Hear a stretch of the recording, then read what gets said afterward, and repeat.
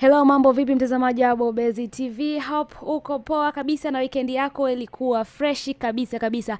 Kama tunavyofahamu, weekend ilikuwa ndefu kidogo na mambo yalikuwa ni mengi, mambo ya kitaradadi kwenye masuala mazima ya upande wa burudani, lakini pia kwenye masuala mazima ya upande wa siasa, mambo yako hot na mambo yako ya moto.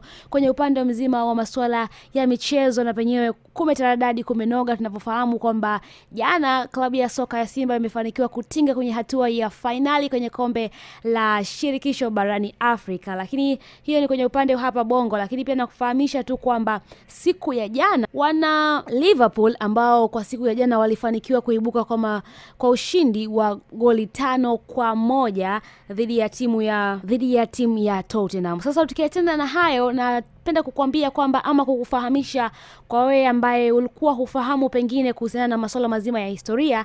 Sasa kama ambavyo nimekuambia kwamba siku ya jana timu ya Liverpool ilifanikiwa kupata ushindi wa goli 5-1, na mshambuliaji huyo na miongoni mwa washambuliaji ambao pia walifanikiwa kufunga kwa siku ya jana alikuwa ni Mo Salah. Sasa nikuambie tu kwamba Mo Salah ameingia katika top 5 ya wafungaji bora wa muda wote wa ligi kuu ya England baada ya kufikisha idadi ya mabao 185 katika michuano hiyo na kumshusha Sergio Aguero mwenye mabao 84. Mshambuliaji huyo raia wa Misri amefikisha idadi hiyo baada ya kufunga bao moja hapo jana katika ushindi wa bao 5-1 ambao nimekwambia, ambao ushindi huo waliupata timu ya Liverpool dhidi ya Tottenham na kutangaza ubingwa wao wa 20 wa michuano hiyo. Lakini pia tu ni kusomee wale ambao sasa ndio wanaikamilisha ile top 5 ya wafungaji bora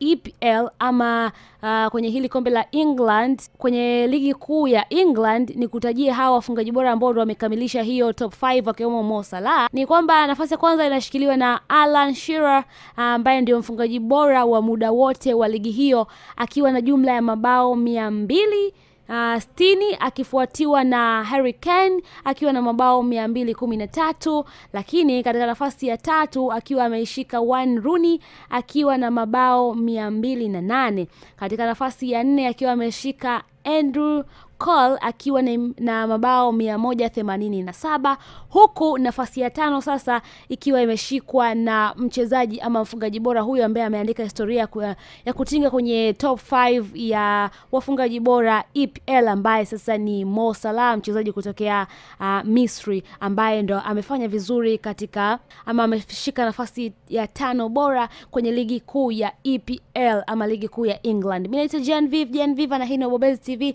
Cha msingi ni wewe kuendelea kutufuatilia kwenye Instagram, TikTok, lakini pia hapa YouTube. Subscribe kama bado hujafanya hivyo, na mambo mengine yatakuwa fresh kabisa.